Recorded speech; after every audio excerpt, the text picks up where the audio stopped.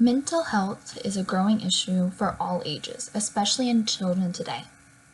When you add a disability, though, on top of that mental illness, life can become unbearable.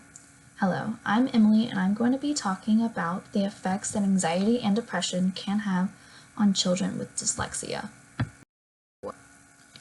Dyslexia is one of the most common learning disabilities that 1 in 6 children are diagnosed with.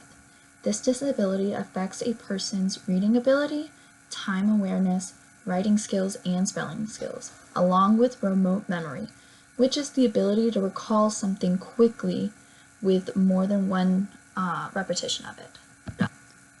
But people with dyslexia are found to be good problem solvers, creative, very social and empathetic, and very observant.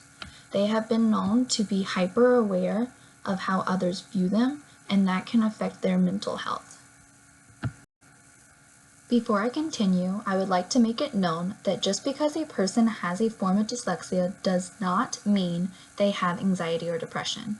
Research shows that when a child with dyslexia does have anxiety or depression, that can negatively affect their learning ability, and that is what I'm going to discuss today.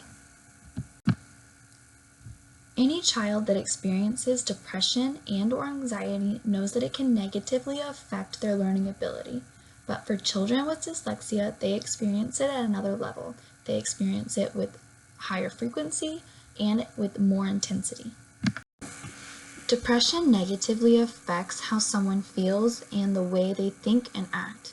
It is the feeling of sadness, the loss of interest, fatigue, feeling of worthlessness or guilt, difficulty thinking, concentrating, or making decisions, trouble sleeping or sleeping too much, loss of appetite, purposeless physical activity, or slow movements in speech, thoughts of death or suicide.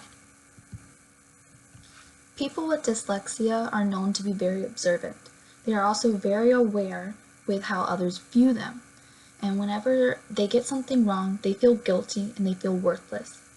It was found that children with dyslexia either run away from the worthlessness by avoiding the stressors, by physically not showing up, or by emotionally making themselves sick so that they have a real reason to not show up.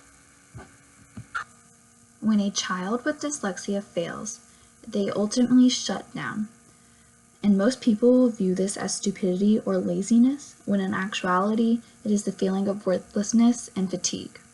This feeling of depression is only seen in stressful situations and is not found to be continuous for all children with dyslexia.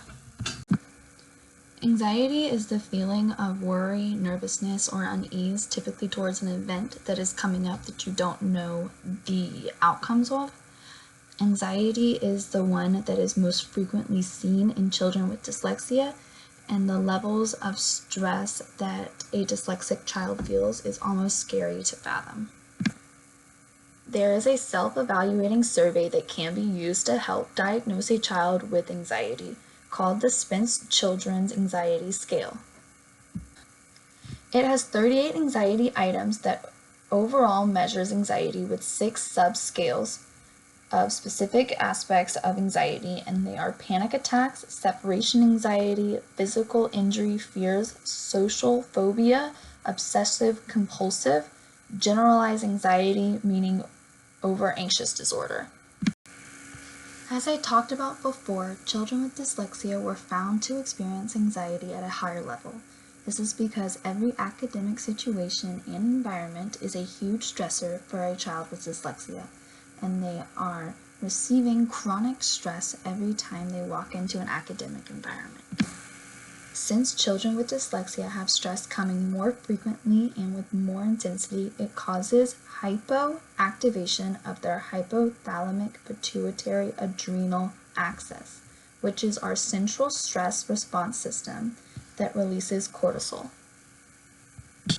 A child with dyslexia has similar levels of cortisol released as an elderly man or woman. This is because they overly activate their HPA every day, which affects the negative feedback loop of cortisol back to the hypothalamus and pituitary gland.